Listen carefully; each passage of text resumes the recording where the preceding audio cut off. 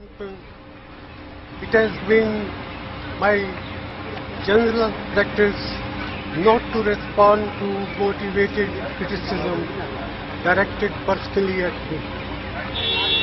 My general attitude has been हजारों जवाबों से अच्छी है मेरी खामोशी न जाने कितने सवालों की आबरू रखी.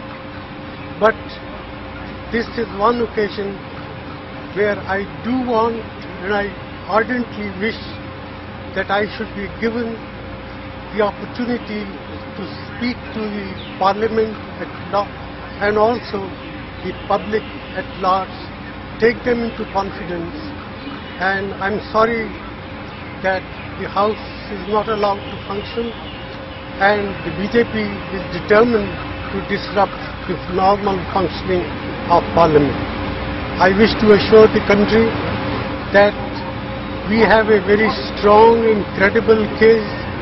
The observations of the CAG are disputable and they will be challenged when the matter comes before Parliamentary Committee, the Parliamentary Accounts Committee. So, once again, I appeal to the opposition to come back to the House to debate all these issues and let the country judge where the truth lies.